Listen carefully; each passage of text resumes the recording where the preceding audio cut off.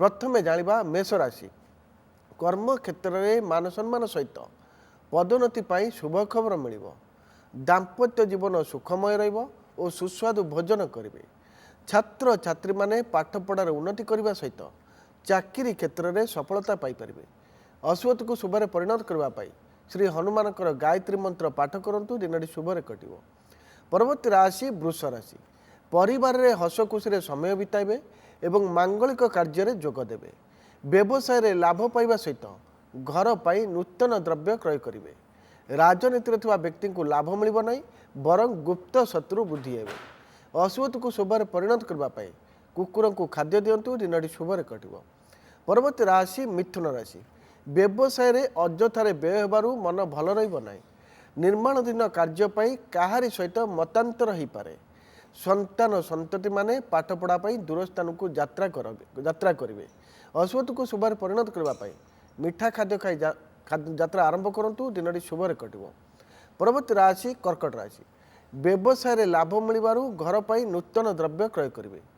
संतान मानकर स्वभाव आचरण देखि बापा माँ माने खुशी हे। कर्म क्षेत्र में मान सम्मान प्राप्ति हो और दूर स्थान को यात्रा जोग रही। अश्वत को शुभरे परिणत करने मथारे चंदन धारण करूँ दिन शुभरे कटो। परवर्ती राशि सिंह राशि नुआ बंधु सहित मिलन हे और दूर स्थान को यात्रा करने सहित सुस्वादु भोजन करेंगे। मांगलिक कार्य शुभ खबर प्राप्ति हो एवं सांस्कृतिक कार्यक्रम में जोगदेवे। राजनीति करुवा व्यक्ति सफलता पाइले गुप्त शत्रु वृद्धि हे। अश्वत को शुभरे परिणत करने श्री हनुमान चालीसा पाठ करूँ दिन शुभरे कटो। परवर्ती राशि कन्या राशि परिवार में लगी समस्या को बंधु समाधान करदेवे। व्यवसाय रे लाभ मिल किंतु अଯଥାରେ अर्थ व्यय हे। दाम्पत्य जीवन सुखमय रहा सहित सुस्वादु भोजन करेंगे। अश्वत को शुभरे परिणत करने बापा माँ पाद छुई प्रणाम करूँ दिन शुभरे कटो। तुला राशि परिवार रे छोट छोट कथा को नहीं अशांति सृष्टि हो एवं स्वास्थ्य समस्या देखा। निर्माणाधीन कार्यपाई काहारी सहित मतांतर हो पारे। संतान मानकर व्यवहार को देखि बापा माँ दुख प्रकाश करेंगे।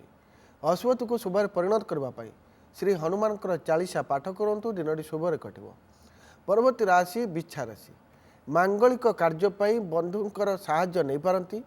दूर स्थान को यात्रा करेंगे एवं नुआ व्यवसाय करने बंधुंकर परामर्श ने। स्वामी स्त्री मध्य प्रेम भाव वृद्धि होगा सहित सुस्वादु भोजन करेंगे। अश्वत को शुभरे परिणत करने श्री हनुमान सिंदूर मथारे लगातु दिन शुभरे कटो।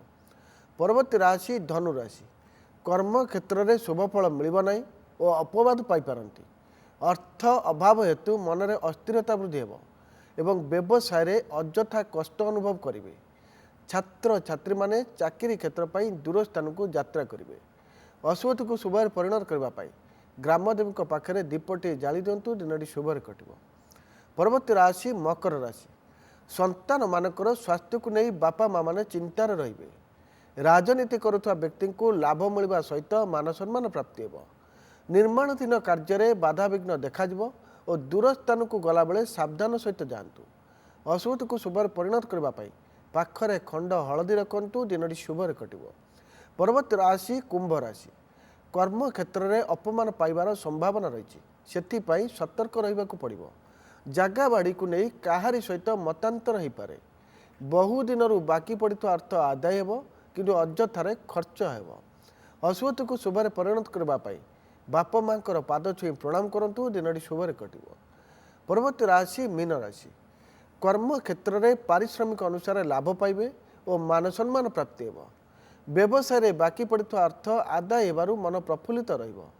राजनीति में व्यक्ति सफलता पाइबा सहित सुस्वादु भोजन करेंगे। प्रतिकार स्वरूप श्री हनुमान को दर्शन करूँ दिनटी शुभरे कटो।